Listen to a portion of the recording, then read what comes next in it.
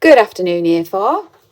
So, for the next 3 weeks in our art lessons, we will be looking at creating a piece of artwork linked to the story that you're reading in class, which is called Journey to Joburg, and it's written by Beverly Naidu. I'm not quite sure if I pronounced that right, but I hope I did. And you can see on this painting, which is on the front cover of the latest edition of the book, what the story might be about. So what I'd like you to do now is just pause the video for a moment, look at this picture and talk to the person next to you about what you think you can see is happening in this story. So hopefully you've had a chance to have a closer look at this on the screen and talk about it. This picture was done by an illustrator called Lisa Copper, who created this design. On previous editions of the book, Journey to Joburg, had photographs on the front. This is the first one that I've seen that's used an actual painting. And if you look carefully at this, you can see the children here at the beginning of their journey, and you can see where they're going to, where they're hoping to get to. By the end of their journey, they're hoping to get to Johannesburg. And as you can see, this picture really draws you in and makes you believe that you are going on a journey with them. And the way that it works is perspective, and I'll talk to you a bit more about that in a minute, helps you to believe the artist has made you think that the road is getting further and further away by using some clever tricks, which we'll talk about in a minute. But I just absolutely love this painting because I think it really captures the atmosphere of the townships and the little houses that are made out of lots of them scrap metals and bits of cardboard and wood, and they're all put there higgledy-piggledy, and everybody's got their washing line hung across the street, and there's a dog there and all sorts of different things. It's a really, really interesting picture. So for the first part of your picture, we're going to take a piece of A3 heavy painting paper and fold it in half lengthways. So you're going to make this picture portrait, not landscape, and fold it in half lengthways. We're not going to do anything about that today. That's just going to be a guide to help us later. And then put your name on the back so that you'll be able to find your picture next week. And then if you look, it's a bit hard to see because my camera doesn't take in the whole of the picture when it's portrait in A3. But if you look where the top is and where the bottom of your paper is, about a third of the way down, which would indicate where the sky is, use a ruler and draw a faint line. Doesn't need to be heavy, just a faint line. And then anything above that line is the sky, and anything below it is the land. So hopefully you will know that this line is called the horizon line. The horizon line is where the sky meets the land. So I'm not quite sure if you can see that there because I've done it so faintly. I'll make it a bit. Actually, I think I've done mine a little bit too high up. I'm going to bring it down a little bit.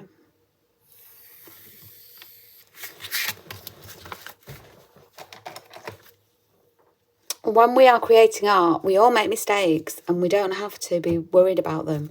We can just find different ways to fix it. So I've just erased that line and I've got my line here. You're going to be using these paints which we've used in class before, so you know how to use them. I've got the warm colours here and then I've got the cool colours over there. And quite a thick brush. And we will start by doing the land. I'll tell you why later. So the best colour to use that matches the colour of the ground in the original illustration is this one, yellow ochre. But you can mix in a bit of the bright yellow as well if you want to. So the paints will be asleep, like we've talked about before. So you need to put water on to wake it up, to wake them up. I'm going to do both yellows. Put some water on to wake them up, and then make sure you load your brush up really well. Go around lots of times. So So you've got like a little puddle of paint, as you can see there. And then start to paint below the line, but the whole way across.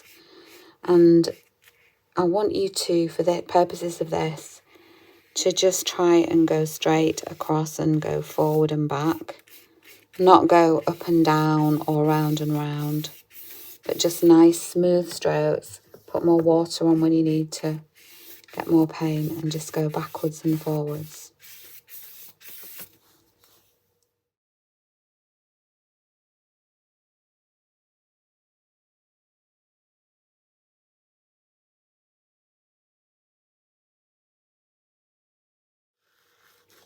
So I've now finished my sky, but the blue paint is a lot less forgiving than the yellow, so you can often end up with streaky bits. So if you've got some streaky bits, just use some extra water and just try and smooth them out a little bit. You may also find that some of the paint has collected where you folded the paper, and you don't really want that. You want it to look a lot more even like this. So if that happens, just use some water and brush it out. So now you can pause the video in a moment, not yet, pause the video in a moment, do the painting, don't forget to fold it first and put your name on, paint the top and the bottom, put it on the drying rack, and when you're ready for the next bit of the first lesson, come back. Okay, well, I hope you're ready for the second part of the first lesson. And for this, you just need a piece of copy paper. And I'm going to talk to you about how to show perspective in you'll do it in your painting later, but we're going to start by having a little practice on some copy paper so you get the idea. So, best way to do it is to fold your paper in half. Like we did while you've got it folded, write your name. And then, about a third of the way down, like we said before, use your ruler and draw a line across. There's your horizon line. So this is the sky and this is the land. Now, if we look again at this illustration by Lisa Copper, you can see how the road seems to merge together at the end where the horizon line is. So this is a horizon line on this picture. This is on the skyline. And you can see how the two parts of the road merge together. Now that wouldn't be so. The road will be the same width all the way along. It's just that she's making it look like that to draw us into the picture. And that point there, this point here, that's called the vanishing point. That's where the road or the land in front of us disappears into the skyline or into the horizon line. So there's the horizon, there's the sky, and that's the vanishing point there. So to work out how to make this happen, you need to use your ruler, put one part of it next to the vanishing point, and the other part, I'll move this up a bit so you can see, the other part, not here at the edge, because you need space to start thinking about putting your houses there. So a little way in, and this part here is the roadway, and this part here is where the houses are. So just lightly draw a line across there, and then do something similar on the other side. Oh, don't know why I've got paint on there, but never mind. So you need something similar on the other side. It doesn't have to be exactly the same, just similar. So within these two sections, sorry, you'll do yours lightly, I'll do mine hard so you can see better.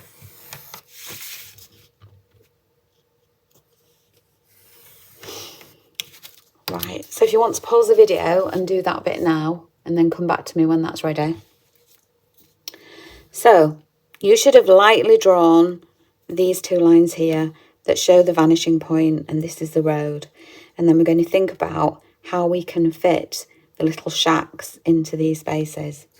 So I've been looking at different South African artists and how they've painted townships. And I really like this artist. She's called Catherine Ambrose. She was born in Britain, and she's sometimes called the Lowry of South Africa. And she lives out in South Africa now, and she creates paintings of townships with lots of interesting things. So you can see on her picture the bright coloured shacks, the lots of people playing football, dogs, children with bags carrying them home, people with bicycles, people with hoops and sticks. There's all sorts of interesting things on there. So that's one artist that I really liked. This is another one. He's called Frank Ross, and you can see he's painted pictures of the shacks with the washing hanging outside and children playing football and children rolling tyres. And you can see there the skyline and how the houses appear to be on top of each other, but it's because it's a hill going up. Thought I had another one, but I haven't. Oh yeah, there it is. So this one is by an artist called A Kid A, and you can see the bicycle and the tyre with the sticks. Again, that's obviously something that's children in South Africa do quite a lot, and this is called Nelson Mandela Way. And you can see what the shacks look like here, and that will help us to draw the shacks. So for the first ones, you're going to look at this, and all you can see here is just the roof. And the roof has a line that is straight or parallel to the edge there. But this part of the roof is at a diagonal, and this line is the same, it's parallel to that one, but diagonal also. So think about that when you're doing your first roof, and you can come over this light line that you've drawn. This is just it's just for guidance. I've just drawn mine heavily so that you can see it. So I'm going to bring that out a bit. Then I want to make sure that my ruler is straight against this edge so that I get a straight line there. And then I'm going to go back up to this and get the same. So I've got a parallel line there. So that would be like that. And then on the top, there are lots of lines, which are the corrugated iron on the roof. And then the next one, this blue one, is very similar. It's got a slightly different angle, not quite as steep. So I'll try that. And then I want to make sure, well, I'm going to keep that at that angle, go up to there. And get this straight and that straight. Now, this looks a little bit odd, but to help make it look a bit more like a house, you can do a line down, and then you could think about like there would be a window there that would fit in, and you can do a straight line down here as well. And then you can start to think about adding shacks in as they go up. So this is a sketch that I made where I've looked at these houses on these pictures and put them into the little street that I've done. And you can see how all the houses are higgledy-piggledy, and that's exactly how it is. There's no proper layout of the streets. People just put houses where they want to put houses. So if I was going to draw a house like this one, how I would do it is do a straight line there. A line down here. I can use my ruler, but I don't have to. Down here, a line there. Diagonal line there. A diagonal line there. Straight line there. A diagonal line there. Straight line there. So you get the idea. You're creating like a little house. There might be a doorway there. So what I'd like you to do for the rest of this lesson is just using the pictures that these pictures that I've shown you. I've got some copies of them for you to look at. Just have a go. This is your practice piece, so don't worry about it being perfect. Just try out, sketch a few ideas, think about how you could fit in the little houses. Look carefully at this at the top on the skyline and see if you could fit that into your drawing as well. Remember, you're going to need houses on both sides. And if you've got enough time, you can have a look at the pictures and see if you can maybe draw the children or the bicycles. So this is your practice. So I hope that you get better at drawing it. I did one practice where my drawing didn't work very well, so I tried again and again until I was happy that I'd really got the idea.